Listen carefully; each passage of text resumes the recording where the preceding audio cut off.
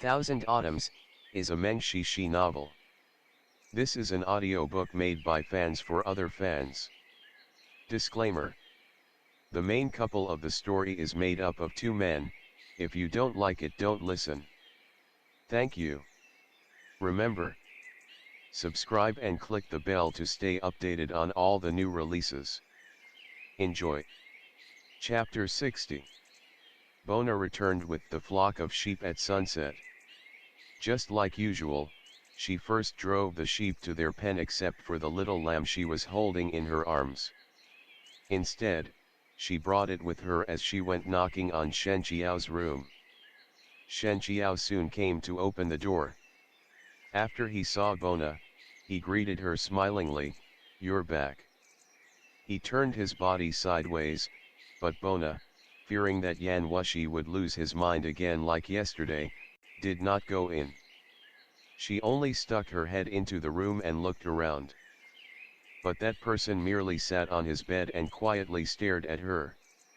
His expression didn't seem as violent as the day before either.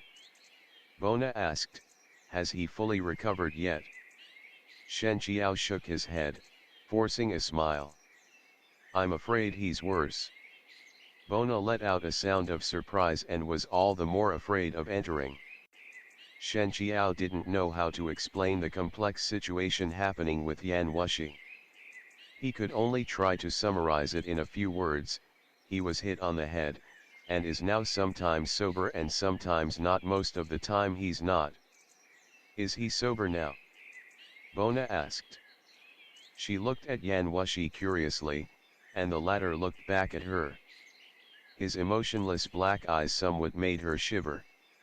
"No, he's not," Shen Qiao answered. Bona panicked a little. "Does he still clutch people's necks?" Shen Qiao said, "That I don't think so. Right now he has a mind similar to that of a young child, and he can't even speak clearly. It was my fault last time. I was too careless. I will not let him harm you and your grandfather again." Bona had never heard of something like this before. She looked at Wushi and blinked. Wushi actually blinked back. He kneaded his temples. Bona thought for a moment, then put down the lamb she was holding. She drove it towards Wushi and said cheerfully, "How about letting him play with the lamb? The children in the village all like lambs." The lamb was white like snow. Just the sight of it made people want to hug and rub it in their bosom. Even Shen Qiao thought it was very lovely. But Wushi knitted his eyebrows as he saw the baby lamb totter towards him, lowering its head in an attempt to sniff at the lower hem of his robe. Suddenly, he flung out his hand and shoved it to the side. The lamb bleated. It stumbled for a few more steps, then sank to its knees.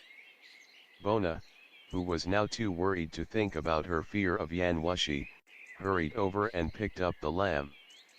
Shen Qiao also turned to Wushi, scowling in displeasure, but the latter only looked back with a pair of innocent eyes. "Bona, I will take care of this. You can go do what you need to do." Bona clearly hadn't recovered from the small incident just now and was still in a state of shock. She nodded and took the lamb with her as she left obediently without saying anything else. Shen Qiao asked Wushi, "Why did you push the lamb away?" Wushi did not answer. He just stared at Shen Qiao. But Shen Qiao seemed to realize something. No matter how much a person's disposition shifted or how confused their memories became, some of the most basic things deeply etched into people's bones would never change. Wushi had always been a suspicious man, and this fact would remain true even if he had only a few scattered memories left. Shen Qiao said, "Give me your hand so I can take your pulse." Wushi held out his hand. There was a sharp contrast in his attitude towards Shen Qiao and Bona. However, Shen Qiao knew it was due to the other person's almost magical intuition. He knew that Shen Qiao would never hurt him. Shen Qiao put 3 fingers on Wushi's wrist, asking, Are you able to move your arms and legs now? Can you walk? Yan Wushi nodded, I can. But dizzy. Shen Qiao tried to remind him, you told me this morning that it is now too late to go back to Chang'an. Do you still remember it? Yan Wushi replied with a blank stare. Shen Qiao couldn't help but sigh heavily. Why don't you lie down and take a rest? Shen Qiao suggested, thinking maybe the person would become normal again the next time he woke up. Even if Yan Wushi continued to mock him with burning satire, it would still be better than the state of complete ignorance. But Yan Wushi said, don't want it? He meant he didn't want to sleep. When it came to ordinary children, there were always many ways to coax them into doing something, but this person clearly was no child. Looking at Yan Wushi's face while saying such tender and soft words as if to a kid, Shen Qiao simply could not do it. The two of them gazed at each other in speechless frustration when they suddenly heard someone knock on the door. Shen Qiao, as if he was just released from long-term imprisonment, unconsciously heaved a sigh of relief and got up to get the door. It was Bona outside. She made some oil pancakes and brought it together with the lamb soup. The two exchanged a few words at the entrance. Shen Qiao thanked her. After Bona left, he finally closed the door and came back inside. He put the lamb soup and the oil pancakes in front of Yan Wushi. Are you hungry? Let's eat. Yan Wushi glanced at Shen Qiao. Then he quickly lowered his head and muttered, you feed me. Yan Wushi didn't hear a reply for quite some time, so he looked up at Shen Qiao and said hesitantly, like last time. Kiss. If I knock him out right now, will he wake up with a more normal personality? Shen Qiao brooded in all seriousness. As if he had sensed the danger, Yan Wushi swallowed the unfinished word kiss into his stomach, his entire body curling up at the corner of the bed. With another sigh, Shen Qiao pushed the lamb soup towards Yan Wushi and picked up the oil pancakes himself. He broke off a small piece, put it into his mouth, and chewed on it slowly. Only then did Yan Wushi move back from the corner and reach for the soup bowl. Both his meridians and bones were damaged during the fight. His hands were shaking slightly while holding the bowl, but it was already a lot better than when he first woke up. As Shen Qiao watched Yan Wushi lower his head and slowly sip the broth, he suddenly thought of something and asked, did you ask me to feed you because you were suspecting the soup? Because if that were the case, Shen Qiao would be the first one to drink the soup, and if the soup was poisoned, he would be the first one to fall. Yan Wushi didn't reply, but his silence was enough of an answer. Shen Qiao should feel angry, but he only said calmly, I don't know how much you still remember. Even if I tell you that I have no intention to harm you, you probably won't believe me. But Bona and her grandfather are both kind people. Since we're living at their place, you should take it down a notch to avoid hurting their feelings, and I won't let you harm others again either. Seeing that Yan Wushi remained silent, Shen Qiao didn't know what else to say and also stopped talking. He once believed that absolute sincerity could melt even a heart of stone given enough time, even people like Yan Wushi would eventually be moved, but now he finally realized how wrong he was. No matter what kind of a person Yan Wushi became, he only trusted himself. The two of them sat separately, one on the bed, one next to the table. They were not very far apart, but their eyes did not cross. More precisely, Shen Qiao was eating with his head down, while Yan Wushi was looking at Shen Qiao. After a while, Yan Wushi finally opened his mouth, pretty brother. Shen Qiao shuddered at those words. Just as he was about to correct the other person, he suddenly heard some noise outside. He listened attentively for a moment, then suddenly got up and started walking towards the door, not forgetting to turn his head to warn Yan Wushi on his way, "Stay here and don't come out."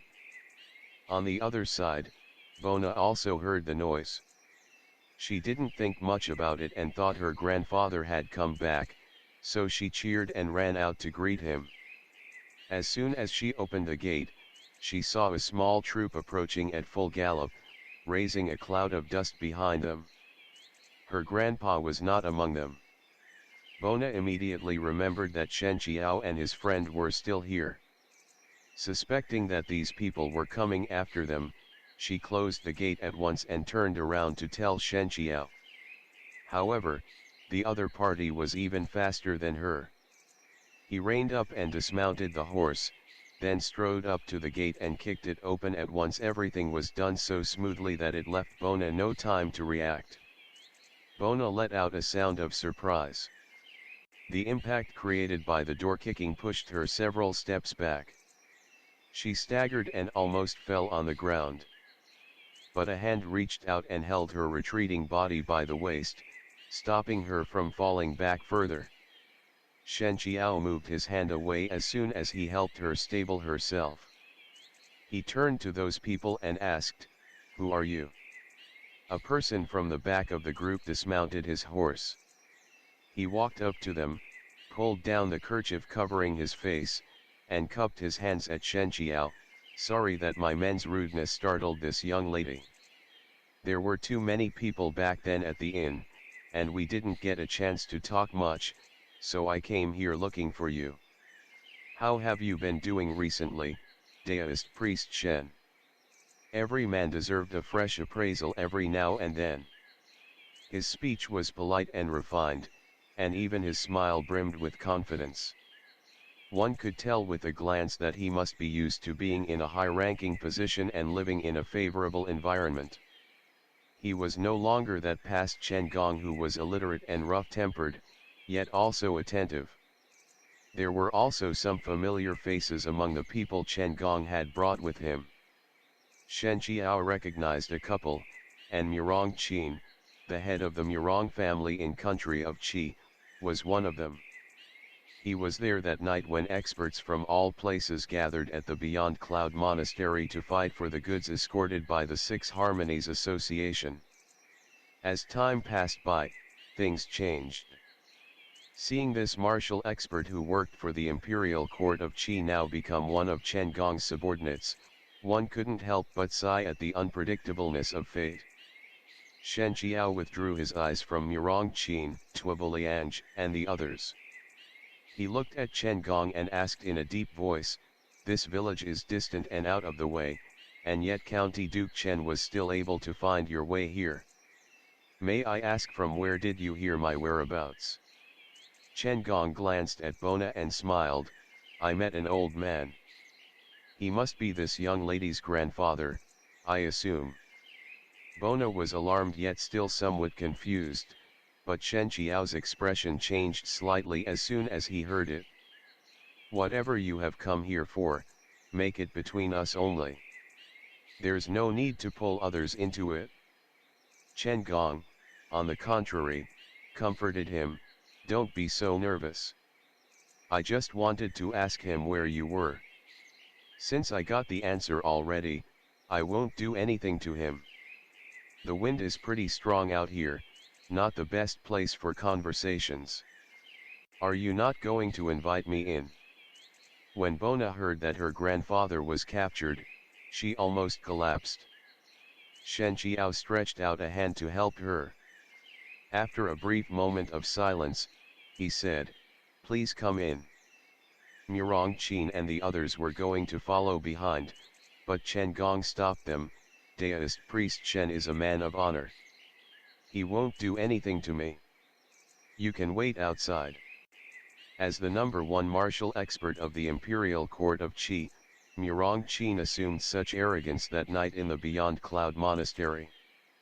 But now, he looked timid in front of Chen Gong like a mouse before a cat, acting on each order without an extra word. He cupped his hands at Chen Gong, then brought the others with him to guard the outside. Chen Gong followed Shen Qiao into the room. He let out a sound of surprise and then smiled. "Where's Sect Master Yan?" Shen Qiao didn't answer. The other person had probably gotten a lot of information from the old man already. After they each took their seat, Shen Qiao directly asked the question, "What has brought you here, County Duke Chen?" Chen Gong smiled, "We are old acquaintances after all, and you did me a favor before. It would be too brute and inhumane of me to bite the hand that once fed me. Therefore, Daoist priest Shen doesn't need to give me that face." Shen Qiao replied flatly, "I dare not claim the credit for myself. County Duke Chen has already repaid that small favor with several chests of burgers. If County Duke Chen could show us mercy and agree to release Bona's grandfather, I will be deeply grateful. He's doing fine, and I will let him go. There's no need to worry. When we were in the royal capital, there was something I wanted to talk to you about, but you left in a hurry and disappeared almost immediately after. I had no choice but to take the last resort." Shen Qiao didn't respond. Chen Gong didn't mind his cold attitude. After a brief pause, he added, "The reason I came here today is because there is something that I would like to cooperate with Daoist priest Shen on." He then changed the topic, "There's a rumor out there that Sect Master Yan is dead. I never expected for him to still be alive, much less that you are the one who saved him. From what I know, Yan Wushi treated you very poorly, yet you are willing to forgive him and even requite evil with good. Such a breadth of mind is truly admirable." Shen Qiao was not someone who liked to satirize others. However, he was triggered by the fact that Chen Gong used the old man as a hostage, and he couldn't help but reply, "Since there are people who return kindness with ingratitude everywhere in this world, how is requiting evil with good any stranger?" Chen Gong understood the implied meaning immediately, and his expression changed slightly. But the next moment, he smiled again as if nothing happened. "It's been a long time since we last saw each other, and Daoist priest Shen has become quite sharp-tongued.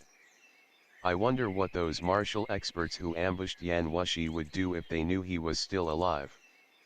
Daoist priest Shen's martial arts skill is admittedly superb, but even if you can fight Uai by yourself, can you deal with Guang Lingsan and Duan Vinyang at the same time? Not to mention that old monk's witting.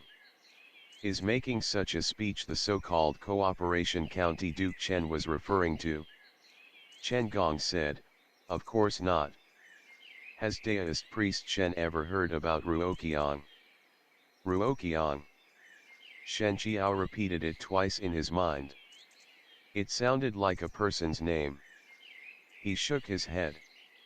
Chen Gong said, "It is stated in the Book of Han, Memoirs of the Western Territories, the first country outside the Yang Pass is called Ruoqiang. This small country was later destroyed by Shan Shan. It was surprising how a person who had been illiterate just last year could now recite from the Book of Han in perfect ease. Even though the Emperor of Qi was a muddle-headed ruler, if he were to dote on someone, it must be because there was something extraordinary about him. From this perspective, Chen Gong was indeed worthy of the Emperor's favor." Shen Qiao didn't say anything. He quietly waited for the other man to continue. Chen Gong said, "I'll be honest with you. Ruoqiang is rich in jade veins. Although it has been destroyed, the ruins of the ancient city are still there.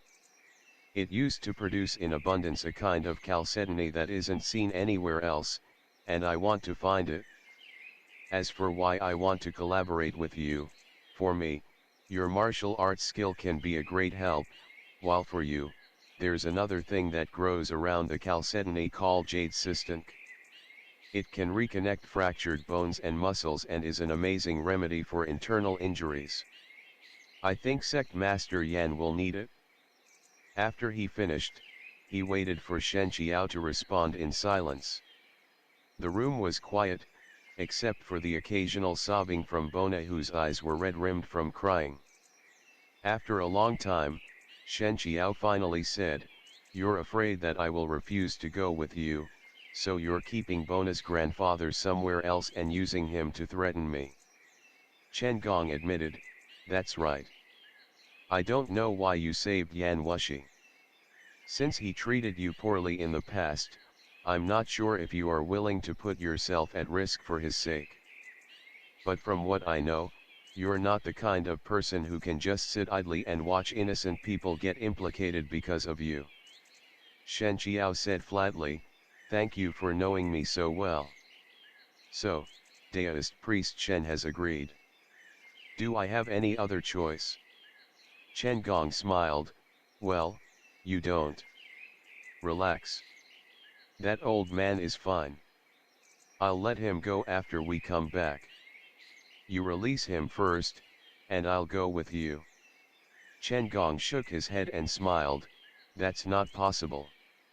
Why would Daoist priest Shen even say something like that? You will only go with me wholeheartedly when the old man is in my hand." "Oh, right. Considering the fact that sect master Yan's health might not be in a good state, I already asked my men to prepare enough food and medicine for him. You don't need to worry about bringing him along." Chen Gong said those words to test Shen Qiao, because he suspected that even if Yan Wushi didn't die from the joint attack of 5 great masters, he would at least be disabled. In either case, it would be very difficult for his martial power to recover to the state it was before. However, Shen Qiao didn't make any comment and showed no signs of continuing the topic. Chen Gong could only say, "If there's no other problem, let's set off early tomorrow morning. I'm sure Murong Qin has already found us a good dwelling for tonight. I'll go take a rest first and meet you tomorrow. You should have a good rest too. There's still a long way to go to Ruoqiang. We need to recuperate well and conserve our strength." After he finished, Chen Gong got up and left. "Mr. Shen," Bona looked at Shen Qiao for help. Shen Qiao finally showed a bitter smile, "I don't even know how to express my apology to you. This is all because of me. I promise you I will come back soon, and I will make your grandfather return safe and sound as well." He took out all of the little money he had left on him. "Take these. Just in case you need it." Bona shook her head. "I don't want it." Shen Qiao said softly, "Be good. Stay at home and don't go far unless you need to. I will definitely bring your grandpa back safely." No one could resist being told by Shen Qiao to be good. Bona's heart had been rushing about in distress all this time, but now she gradually calmed down. She didn't blame Shen Qiao for bringing troubles to her family, because the kind and considerate girl knew that Shen Qiao must be 100 or even 1,000 times more miserable than she was. She nodded. "You, be careful." Shen Qiao smiled at her soothingly and said only 4 words, "It will be fine." Just as Chen Gong expected, Murong Qin had already occupied a relatively cozy house in the village through some unknown means. The original owner was driven out and forced to stay at someone else's place. All of the villagers avoided these unexpected newcomers like deadly scorpions, but luckily, Chen Gong had no intention to stay for long. Early the next morning, Murong Qin came to knock on Shen Qiao's door on Chen Gong's order.